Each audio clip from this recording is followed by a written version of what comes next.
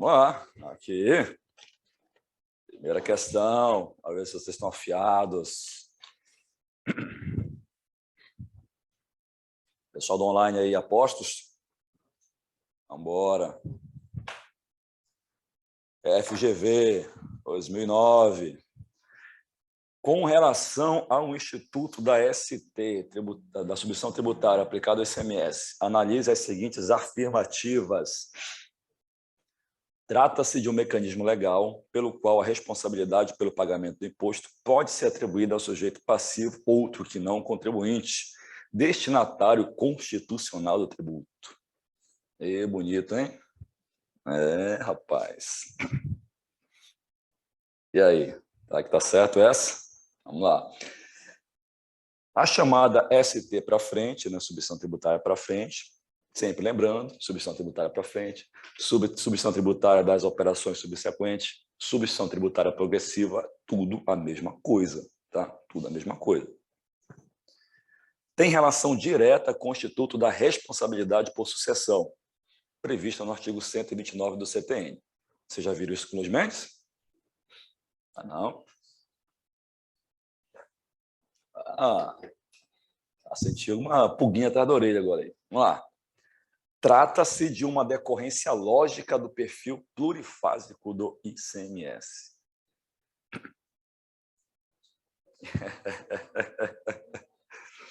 E aí, meus meninos? Vamos aqui. Em relação a um aqui, alguma coisa, se perguntar, se questionar, mecanismo legal tem que estar em lei, né? Responsabilidade pelo pagamento do imposto pode ser atribuído a sujeito passivo outro que não o contribuinte. É isso. Sendo que o contribuinte é destinatário constitucional do tributo. Regra da sujeição passiva, né? Você tem lá o contribuinte ou responsável tributário. E a substituição tributária nada mais é do que uma atribuição de responsabilidade tributária. Então, é isso mesmo. Ele é um sujeito passivo, sim, por responsabilidade, por substituição. Ok? Então, lembrando sempre, sujeito passivo, ou ele é o contribuinte, aquele que pratica o fato gerador, né? Ou ele é responsável tributário. Sempre aqui, ó, mecanismo legal, né? A responsabilidade tem que vir da lei. Beleza? Então, essa aqui, a princípio, certo, né? A chamada ST para frente tem relação direta com o estudo da responsabilidade por sucessão. Não, né, gente? Responsabilidade ali é a sujeição passiva por substituição atribuída por lei, não tem nada a ver com a sucessão. Não, vocês devem ter visto isso. Tem lá as possibilidades de sujeição passiva de responsabilidade por sucessão, mas aqui é uma responsabilidade tributária por substituição, tá? Não é por sucessão. Ok? Beleza? Então, essa aqui, né? Trata-se de uma decorrência lógica do perfil plurifásico do ICMS.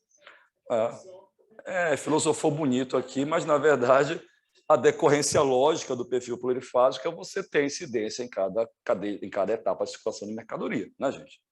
Então, na verdade, aqui, ó, tá bonito, mas é falso. Qual é, então, a minha correta? Sem medo. Beleza? Tranquilos? Pessoal do online? Boas? Vamos lá.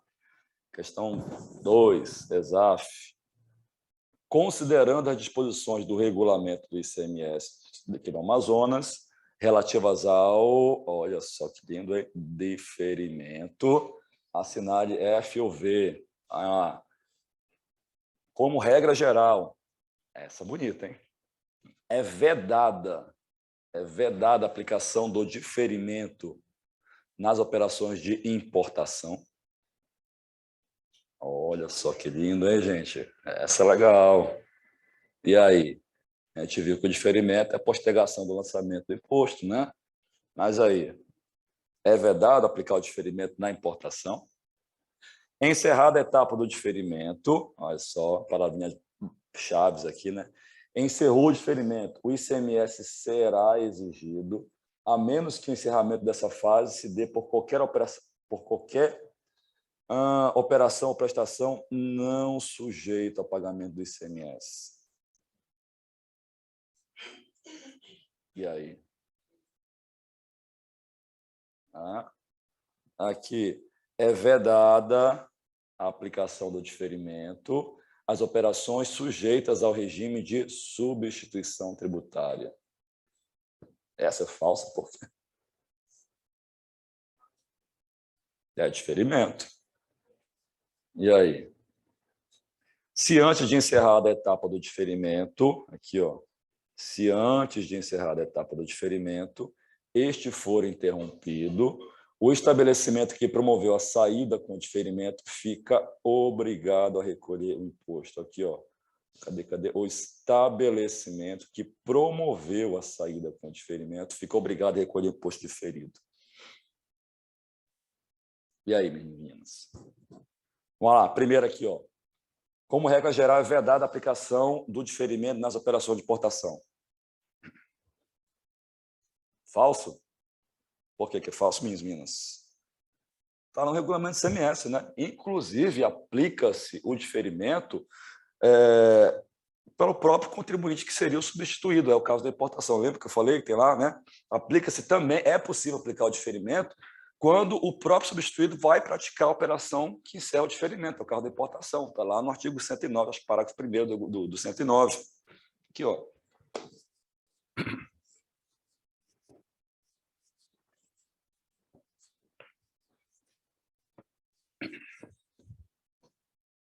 Então, você tem aqui, ó, o nosso contribuinte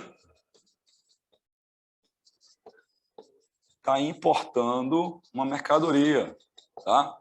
Está importando a mercadoria.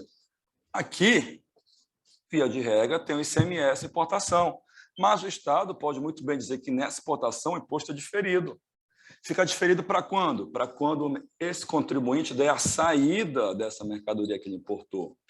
Tá? E aí, nesse caso, você vai ter aqui, ó, o ICMS, operação própria, e o ICMS diferido. Repara aqui, ó, importação e saída praticada pelo mesmo contribuinte. Tá? Então, uma regra lá do 109 no regulamento. Aplica-se o diferimento mesmo no caso de que a operação seguinte venha a ser praticada pelo próprio contribuinte. Ok? Regulamento, desculpa, regulamento CMS, perdão, regulamento CMS, 109, eu acho que é o parágrafo 1º do regulamento. Tá? Ok?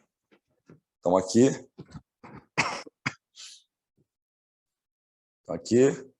falsa.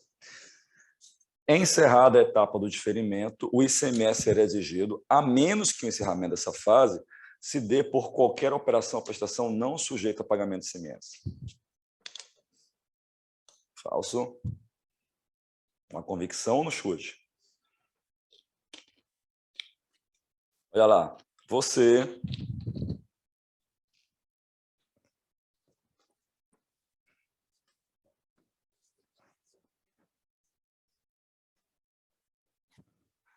aqui, ó. Você A,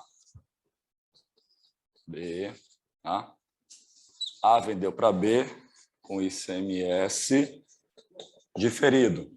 Quem é o responsável aqui por substituição? B. B vendeu mercadoria. A mercadoria que A comprou de B com diferimento encerra o diferimento na saída do estabelecimento adquirente. Só que B, quando vendeu aqui, ó, ICMS com uma isenção. Logo, não tenho ICMS na saída. E esse imposto diferido aqui? Eu vou ter que recolher? Mas eu tenho isenção aqui. De quem é esse imposto? De A. E o que é que B tem a ver em relação à isenção? Nada, meu chefe. Salvo se a lei determinar que não precisa recolher, vai recolher sim. Tá? Então, ainda que você não tenha tributação na operação praticada pelo substituto, meu amigo, salvo se a legislação não determinar que ele fica desonerado de efetuar aqui o pagamento diferido, a regra é paga. Tá? A regra é paga. Ok? Então, aqui seria falso, né? Aqui é legal. É vedada a aplicação do diferimento às operações sujeitas a ST.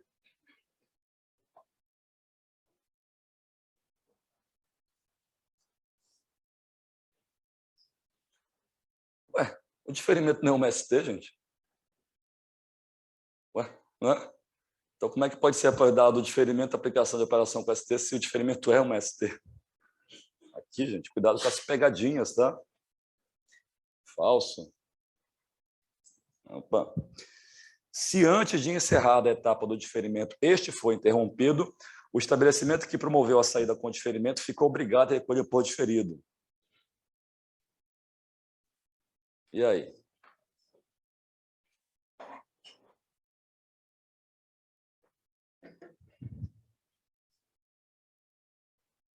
Aqui vocês já mataram por eliminação, né? Mas eu quero que vocês entendam por que está errado. Digamos aqui, ó, mesmo exemplo. A vendeu para B, né, com diferimento. O diferimento se encerra na saída de B. Só que a mercadoria foi consumida por B, pereceu, perdeu-se. Não vai ocorrer a etapa do encerramento. O imposto diferido deixa de ser recolhido? Não, vai ser recolhido. Vai ser recolhido. Vai ser, mesmo que se ocorrer, isso está inclusive em um dos parágrafos do artigo 109. Se você tiver qualquer situação impeditiva de ocorrer o encerramento, ainda assim o imposto vai ser recolhido. Tá? Ok? Até aqui? Então, olha só. Não ocorreu a etapa do encerramento, ele foi interrompido. Ela foi interrompida. O imposto tem que ser recolhido. Então, o que é que está errado aqui? Quem recolhe, gente? Olha só. Quem vai recolher é o substituto. Não é o sujeito passivo que praticou a etapa do diferimento. Tá? Aqui, ó, que promoveu a saída com o diferimento. Quem vai recolher é o responsável. Tá? É o responsável. Bom? Beleza? Nesse caso aqui, ó, mas então acompanhe, né? Aqui também vai ser falso, porque quem vai recolher é o substituto por diferimento. Qual é a alternativa que resta para a gente? Tudo F. Marque sem medo. Tudo F.